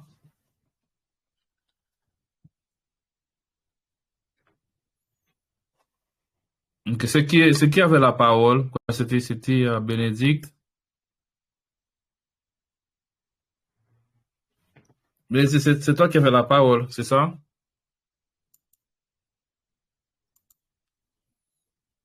Oui, j'avais posé une première question. Ok, est-ce que, enfin, là, le professeur, il t'écoute, là. Ah, Il est là? d'accord. Donc, en fait, c'était pour savoir si est-ce qu'on peut dire que le créole haïtien est le moins dénaturé des îles de la Caraïbe? Est-ce que c'est lui qui se rapproche le plus de la pensée de nos ancêtres? Bon, déjà, Haïti aussi, ça, c'est la Caraïbe aussi. Haïti, c'est la Caraïbe. Les îles Caraïbes, c'est Oui, pas c'est que ça. Guadeloupe, Martinique, Haïti. Donc, enfin, des autres îles de la Caraïbe. Oui, il a expliqué ça, et je crois il avait commencé à expliquer ça, que comme Mhm. les Haïti avait pris son indépendance et bien avant même 1804, c'est-à-dire Haïti a gardé une certaine originalité des langues africaines. Et professeur Jolo, est-ce que là, il est là parce que, ok, il est là, oui, oui, ok. Allô. Ouais, Oui, mon oui, micro a été coupé et ma ok. caméra aussi a été coupée. Oui, désolé, Voilà.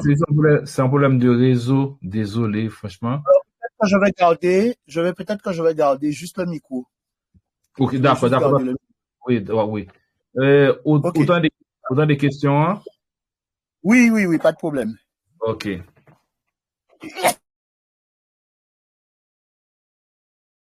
Alors, ce que je voudrais dire, comme je vous ai dit qu'il faut sortir de la caloge platonicienne créole, nous devons faire l'effort de nous débarrasser de toutes ces appellations et en particulier l'appellation créole. Je sais que ce n'est pas facile.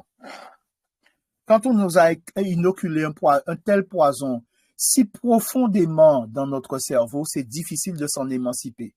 Mais marqué que nous avons compris et que nous avons la volonté vraiment d'aller de l'avant, c'est le premier geste à accomplir, c'est progressivement de s'en émanciper. C'est pas facile, je commence par le dire. La deuxième chose, c'est pour vraiment répondre à la question. Oui, on peut considérer que les faits d'histoire sont responsables des formes de langue que nous avons. Et plus une langue a réussi à mettre de la distance entre le colonisateur et la langue colonisatrice et elle, plus elle préserve des éléments. Alors, je vais vous dire quelque chose. Non seulement on peut dire que Haïti pour nous représente une mine d'or pour la recherche, parce qu'il y a des formes de la langue que nous ne connaissons même pas, parce qu'on est persuadé que la forme de la langue qu'on entend en Haïti, c'est celle qu'on entend dans les musiques, dans les disques et tout ça. Mais il y a d'autres formes qui sont moins connues, mais qui sont tout aussi en... Par exemple, ce travail-là m'a permis de comprendre en fait le trajet que les Peuls qui habitaient dans le delta du Nil ont fait en arrivant dans le Sahel et comment on retrouve certains d'entre eux dans la Caraïbe et singulièrement dans le nord d'Haïti, la région du Cap. Les éléments culturels tels le kalou, le lalo à crabe, les terminaisons de la grammaticale, les pronoms permettent de statuer dans ce sens. D'accord? Bon. Mais ce sont les faits d'histoire qui nous valent les formes de langue que nous avons. Haïti devient indépendante en 1804, elle préserve beaucoup de choses. Et puis, comme c'est pas un territoire qui a eu une grande urbanisation, c'est très important ce que je dis là. Je vais revenir là-dessus à propos de la langue française. Ça veut dire que dans les campagnes, on a préservé énormément de choses parce que c'est pas forcément, c'est un grand territoire. C'est pas tous les jours que les gens, par exemple, qui habitent le nord d'Haïti vont à Port-au-Prince, par exemple. Vous voyez? Donc, ça préserve. Autre cas, c'est la Guyane. Pendant longtemps, on ne s'est pas soucié. Quand je dis on ne s'est pas soucié, ce sont les gouvernements français qui se sont succédés sur les 2 siècles-là, ne se sont pas souciés du développement de la Guyane. S'il n'y avait pas eu Kourou et la fusée Ariane, je pense que ça aurait encore continué pendant longtemps. Mais la conséquence, c'est que la pression de la langue française a été moins forte. Donc, on voit que parmi les langues, les formes de langue que nous avons, celles qui ont conservé le plus les démonstratifs et les pronoms sujets initiaux tels que on les retrouve dans la langue égyptienne, c'est la Guyane en grande majorité et Haïti. Ensuite, autre fait d'histoire, le gouvernement français décide de faire de la Martinique son centre de décision pour la Caraïbe. Donc, il rattache la Guadeloupe et la Guyane à la Martinique. Conséquence, la pression du français est plus forte en Martinique. Bon, Deuxième élément, la Révolution française a fait que bon nombre de blancs créoles de Guadeloupe ont été éliminés pendant la Révolution. La guillotine s'est chargée de les éliminer et certains ont fui. Ils ont été aux États-Unis, ils ont été à Trinidad, ils ont été en Martinique même, d'accord? Certains sont revenus après, ok? Mais en Martinique, ils se sont organisés pour que la guillotine ne fonctionne pas. Donc, toutes ces grandes familles qui parlaient le français, qui imposaient le français, sont restées. Et donc, on voit bien que ça a eu une conséquence sur la langue des Africains. Même si le modèle et la puissance de la pensée symbolique africaine, le modèle culturel africain est tellement puissant qu'il s'est imposé aux colonisateurs. Parce qu'en réalité, on va vous parler de processus de créolisation, alors qu'en fait, il s'agit d'une africanisation des sociétés coloniales, parce que c'est notre modèle qui a fait tous les pays de la Caraïbe. C'est le modèle africain. Toutes les îles de la Caraïbe sont ce qu'elles sont uniquement par la présence du modèle de vision du monde africain. La pensée symbolique qui est en nous, que nous avons reçu de nos histoires, comme l'ADN, eh bien c'est ça qui a fait la Caraïbe et c'est ça qui fera le devenir de nos pays. C'est très important ce que je dis. Si on copie le modèle des autres, on est sûr d'échouer. Si on s'aligne, si on se conforme à la pensée symbolique africaine que nous avons héritée, nous pouvons construire des choses qui vont durer dans le temps. Parce que tout ce qui nous est imposé ne peut que nous faire dysfonctionner. Ce qui est bon pour nous, c'est d'agir en conformité avec notre pensée symbolique. Donc, en Guadeloupe, pour revenir sur la question de la langue, le fait que l'élite, entre guillemets, dominatrice créole, blanche créole de Guadeloupe a été décimée, ça a permis la survivance de la tradition musicale, de la danse, de la gastronomie et de la langue, mais tout en recevant malgré tout une influence qui petit à petit va augmenter et qui est en train d'annihiler la langue sans qu'on ne s'en rende compte. C'est la même chose à la Réunion, vous voyez? Donc, ce qui compte, c'est la plus ou moins, c'est-à-dire que les faits d'histoire expliquent comment les territoires ont plus ou moins pu préserver les éléments fondamentaux de la langue de départ, ce que j'ai appelé le proto-Wuchikam. Et on observe cela. Je publie dans le livre un tableau jamais publié par mes prédécesseurs, parce que ces éléments ne sont pas à disposition. Mais je présente un tableau et j'explique, parce que vous allez voir qu'il y a 4 langues qui fonctionnent selon le même modèle. Quel modèle? Dans la pensée de nos ancêtres, la conjugaison, ce n'est pas simplement un alignement de pronoms personnels sujets qui permettent de conjuguer un verbe. La conjugaison raconte la création du monde. Donc, la première personne, elle est relative au divin lui-même. À l'origine, il est seul. Ensuite, il y a une division qui se fait qui va donner une partie mâle, une partie femelle. Et encore une deuxième division qui va donner une partie mâle et une partie femelle. Donc, 4 divisions. La conséquence de tout ça, c'est que le mythe explique pourquoi, dans les langues africaines comme l'égyptien ancien, le Haoussa, le copte et nous, il y a à la deuxième personne du singulier 2 façons de dire tu. Il y a le tu qu'on emploie quand on s'adresse à une femme et il y a le tu qu'on emploie quand on s'adresse à un homme. C'est ce tu-là en question qui est le tu féminin qui explique pourquoi en Guyane on dit to.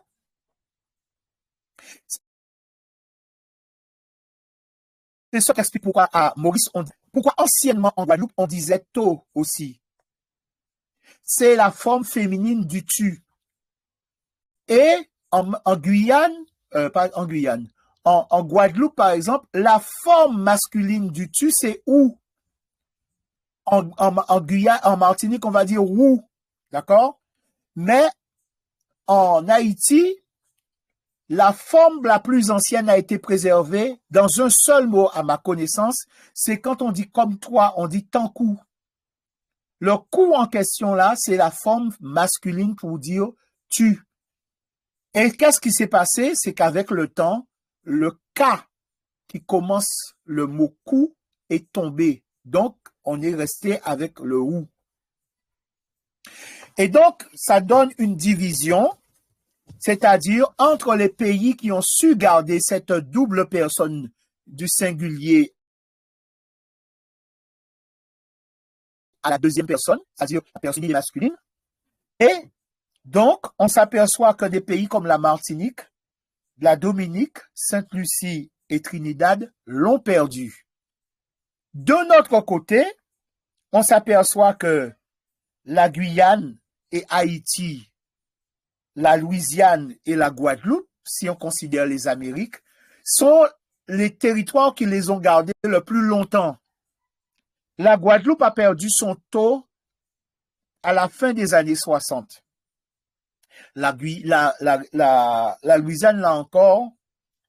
Et quand on considère, par exemple, les pronoms personnels comme pas et comme pou, les seuls territoires qui les ont conservés, c'est la Guyane et Haïti.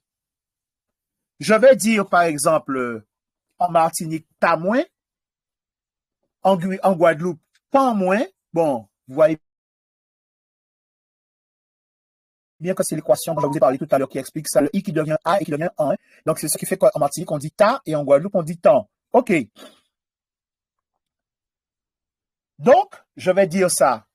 Mais en Guyane, je peux dire poumo, je peux dire poumo, je peux dire mopa, donc, et je peux dire tamo. Pou, pa et ta sont les démonstratifs de l'égyptien ancien. Et vous voyez que la Guyane les a préservés tous les trois.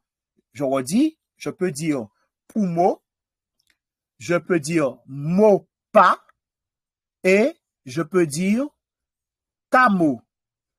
En Haïti, alors vous allez me corriger si je me trompe, mais je peux dire pour moins. D'accord? Je peux dire pour moins. Je peux dire pam. Et logique, Haïti, il y a forcément quelque part où on dit tamoin, ou tamo, ou tam. D'accord? Donc, cette caractéristique de la langue égyptienne nous permet de savoir ce qui s'est passé, comment les formes de la même langue se sont distribuées et comment les faits d'histoire ont permis la plus ou moins grande préservation des éléments fondamentaux de la langue et de notre modèle culturel. Voilà ce qu'on peut dire pour répondre un peu à ta question. D'accord, merci. Et une dernière, est-ce que c'est vous qui avez traduit le mot moon? Alors, c'est une question très intéressante. Je parle justement de cette question de l'origine du mot moon qu'on retrouve en égyptien ancien de deux façons différentes. Nous avons toujours été des moons. Je vous explique. Quand on parle des ancêtres des Égyptiens, vous allez voir qu'on vous parle tout le temps des Anou. Et les Égyptiens avaient une façon de représenter de se représenter en tant que peuple en mettant un hiéroglyphe qui figure un pilier avec au-dessus une mèche, ça ressemble un peu à une bougie. Et ce pilier-là se lit an. Et ils le mettent il le répète 3 fois, donc c'est un pluriel et on dit à nous.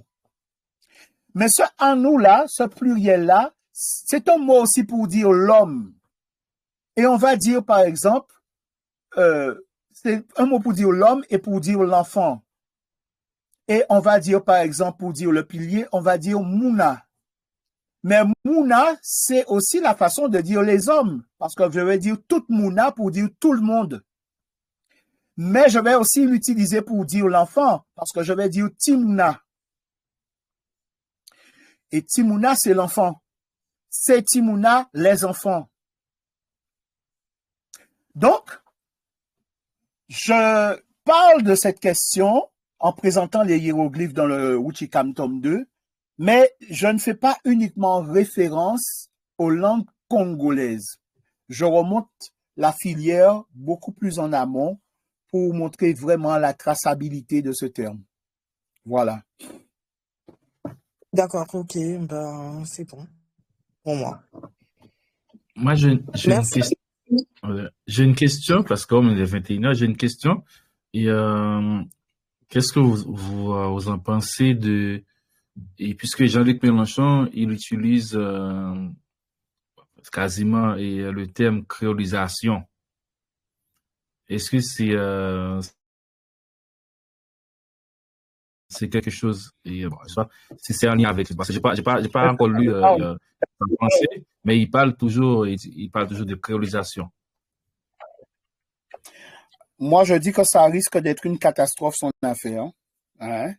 Je crois que c'est un homme d'expérience politique qui a une lecture des éléments différentes des Européens, enfin des autres, hein, si on considère les autres partis d'extrême droite et tout ça. Bon, de toutes les façons, le proverbe dit « Yo pas envoyé wash en pied mango qui pas capoté ».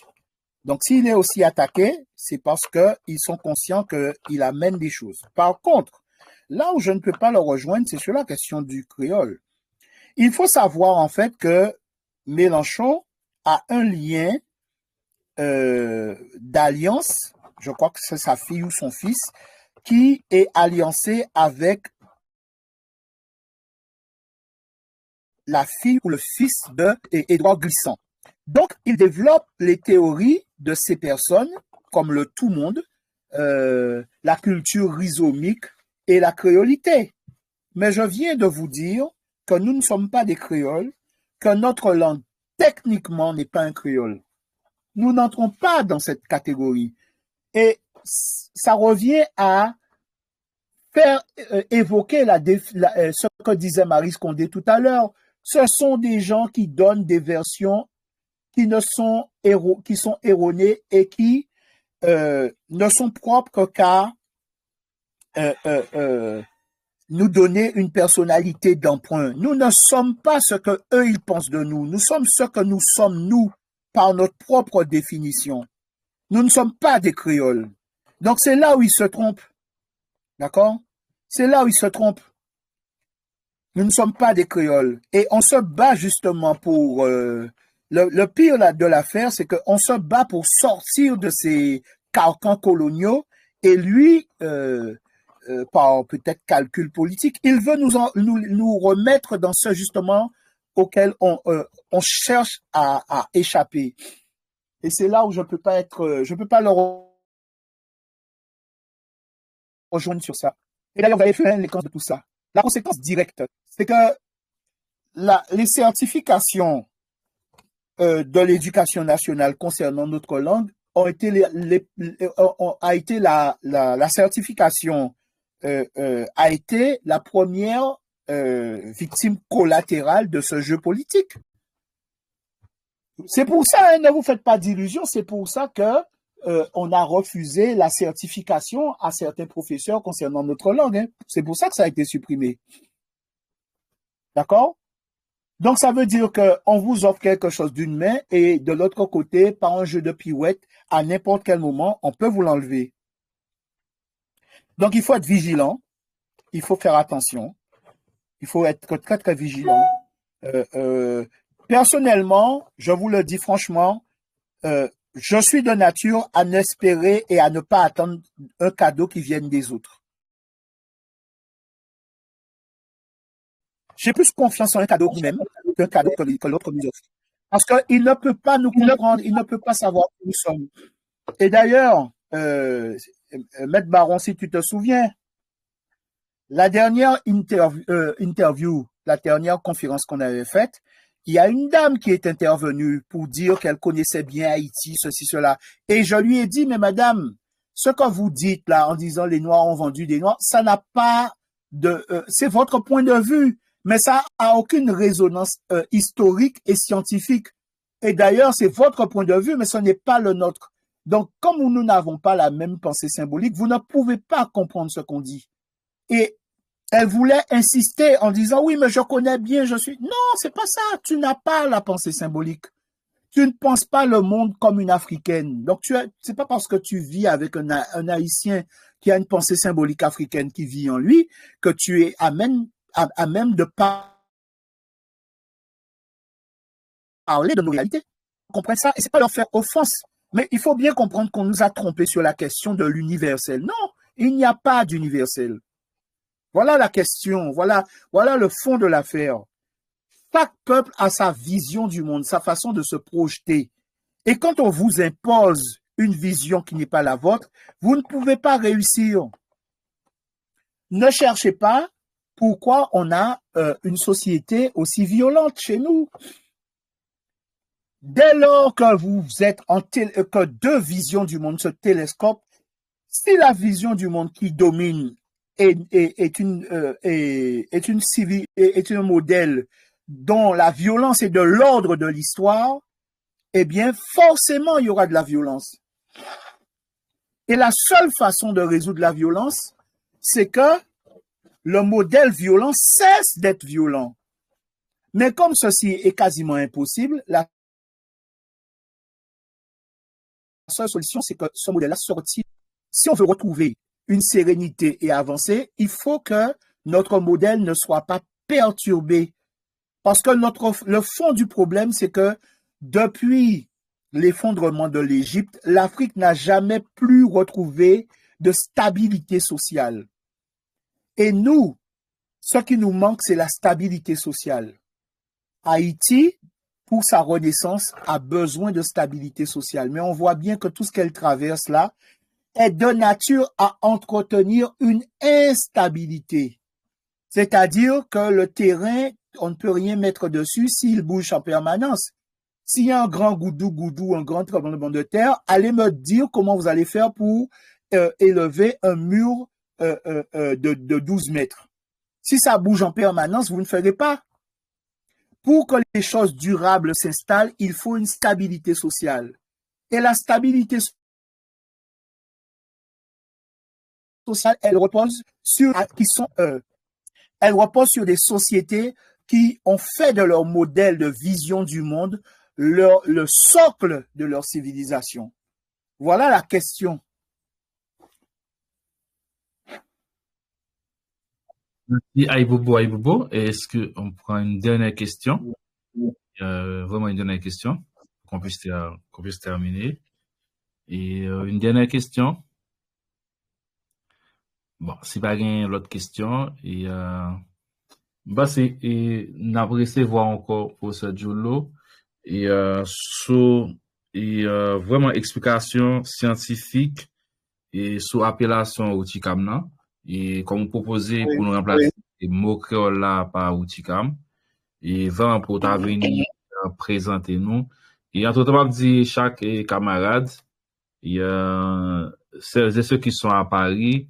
Les deux tomes sont disponibles à la librairie Tamari et à Paris Belleville. Et ces deux tomes, il y a tome 1, tome 2. Et les deux sont disponibles et sont disponibles à Paris. Et pas hésiter, pas négliger, passer et acheter pour nous.